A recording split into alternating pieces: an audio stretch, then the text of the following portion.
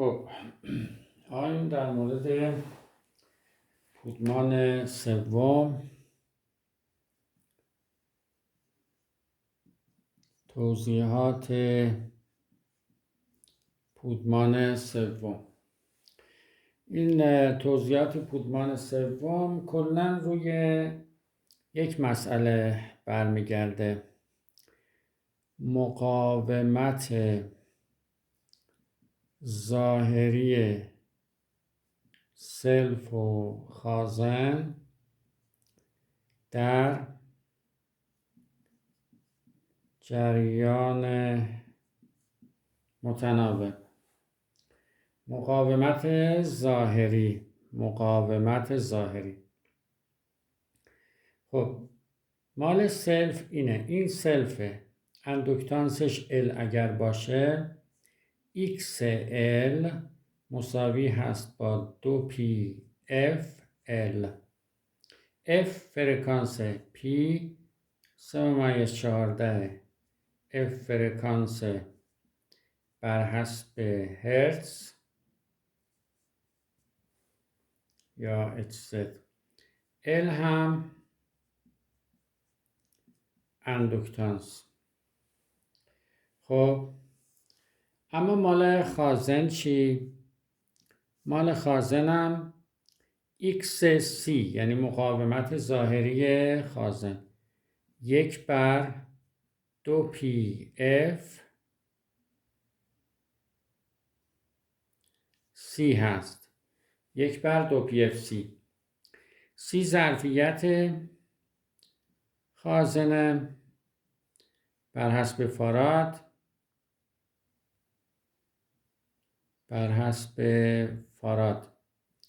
F باز فرکانس، P هم همون 3-14 و تمام. خب ببینید XL رو با L قاطی نکنید، XC رو هم با C قاطی نکنید. XL مقاومت ظاهریه، مقاومت ظاهری سلفه، مقاومت ظاهری سلف. XC مقاومت ظاهری خازنه.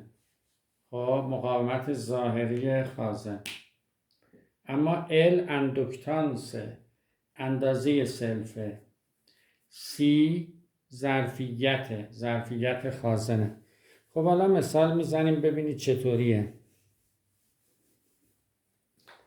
ببینید 3 تا سلف رو با هم سری کردیم. خب این L1، این L2، این L3. میخواییم ببینیم اگه اینا رو وصل کنیم به یه دونه منبع ولتاژ متناوب،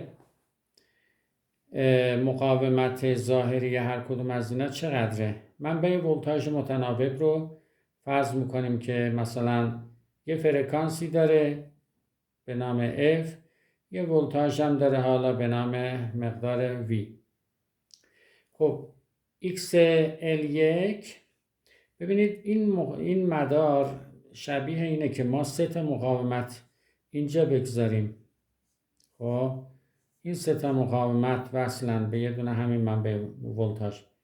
به جای این سلف یه مقاومت ظاهری گذاشتیم به نام XL1. به جای این سلف یه مقاومت ظاهری گذاشتیم به نام XL2. به جای این سلف یه مقاومت ظاهری گذاشتیم به نام XL3. خب XL1 چقدره؟ 2PFL1. XL2 2PFL2. XL3 2PFL3 هست. خب مقاومت ظاهری هر کدومو که گذاشتیم، مقاومت ظاهری معادلشون هم عین مقاومت‌های معمولی. مقاومت‌های معمولی وقتی سری بشن مقاومت معادلشون چی میشه؟ این R1، این R2، اینم R3. R معادل چی میشه؟ میشه R1 به علاوه R2 به علاوه R3 دیگه. خب خیلی خوب، حالا به جای اینا سه تا مقاومت اینجا گذاشتیم. پس XL معادل میشه XL1 به علاوه XL2 به علاوه XL3.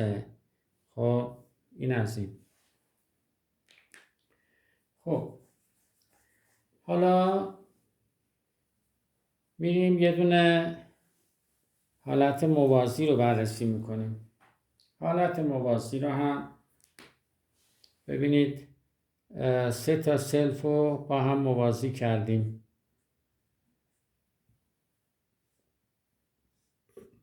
خب بعد اینا رو به یه منبع متناوب با فرکانس F وصل کردیم.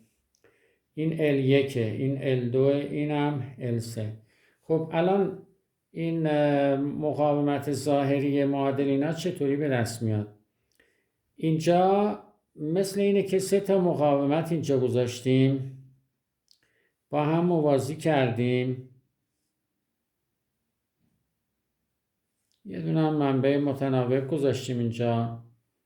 این XL1 این XL2 این XL3. خب XL1 ما همون 2PF L1 XL2 2PF L2 XL3 2PF L3 هست. خب عین همون مقاومت ها 1 XL معادل مساوی 1 XL1 به علاوه 1 XL2 به علاوه 1 XL3.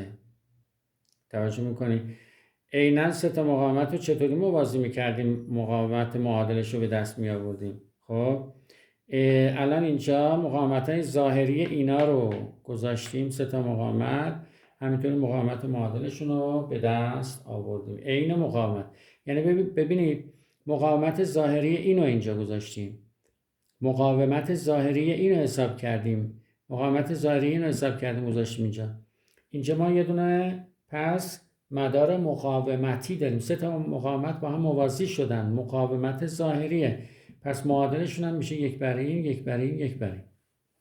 اما در مورد خازن هم عین همین. سه تا خازن رو با هم سری میکنیم، وصل میکنیم به یه دونه منبع ولتاژ متناوب C1 C2 و C3. حالا میخوایم ببینیم مقاومت، البته این هم فرکانسش F. این معادل هست با اینکه مقاومت ظاهری اینو اینجا میگذاریم، مقاومت ظاهری این هم اینجا میذاریم، مقاومت ظاهری اینو هم میذاریم اینجا، باز هم منبع متناوب با فرکانس F. مقاومت ظاهری این مقاومت همین مقاومت ظاهری این Cه، یعنی XC1 این XC2 این XC3. ببین مقاومت های ظاهری اینا رو گذاشتیم اینجا، شد یه مدار مقاومتی. پس XC معادل مساوی XC1 XC2 به علاوه XC3. عین مقاومت های سری. مقاومت ها وقتی سری میشن با هم دیگه چی میشن؟ جمع میشن دیگه. خب باز شما رو به اشتباه نندازیم. مثلا من نمیگم ظرفیت معادل چقدره ها. ظرفیت معادل اینه 1 بر C معادل مثلا 1 بر C1 بله 1 بر C2 بله 1 بر C3. آقا جان این با این اشتباه نشه. من اینجا ظرفیت معادل دارم به دست میارم، این میشه 1 بر C1 و این اینطوری به دست میاد توی سری. اما در اینجا دارم چیکار میکنیم؟ ما در اینجا داریم مقاومت ظاهری حساب میکنیم. مقاومت ظاهری انگار سه تا مقاومت اینجا گذاشتیم با هم سری کردیم، وقتی با هم سری بشن مقاومت معادلشون با هم جمع میشه. دقت بکنید دیگه نمیاییم 1 بر XC 1 بر XC اون غلطه. XC ها اینجا عین مقاومت های معمولی جمع میشن. خب این حالت سری بود. حالا میریم حالت موازیش هم بررسی میکنیم. حالت موازی سه تا خازن به صورت موازی به هم وصل شدن. عرض کنم اینم به یه دونه منبع ولتاژ متناوب وصل شده. این C1 این C2 این هم C3 و فرکانسمون هم اینجا F.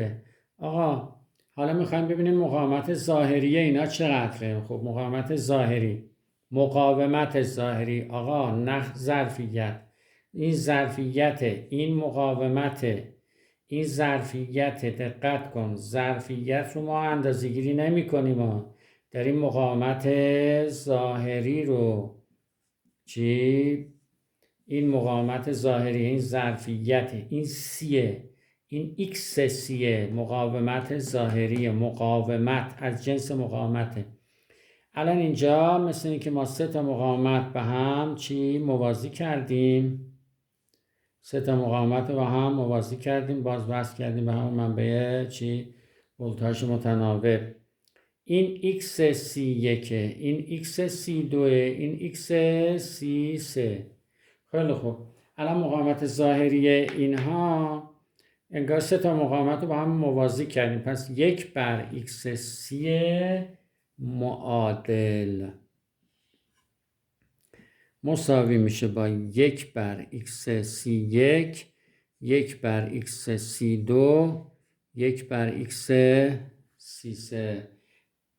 توجه میکنید اینجا مقاومت معادل، مقاومت ظاهری معادل عین مقاومت ها حساب میشه، عین مقاومت ها اینجا حساب میشه. ظرفیت رو باید حساب نکنید. ما در اینجا ظرفیت معادل این سه تا چطور میشد؟ ظرفیت معادل اینها میشد C1 به علاوه C2 به علاوه C3. آقا این ظرفیت معادل اینا جمع میشدن، اینجا XC معادل داریم پیدا می‌کنیم، عین مقاومتن. اینجا این ظرفیت با مقاومت فرق داره. ظرفیت اینطوری حساب میکنیم، اما مقاومت رو در اینجا اینطوری حساب، عین مقاومت ها. مقاومت دارم میگم، ببین مقاومت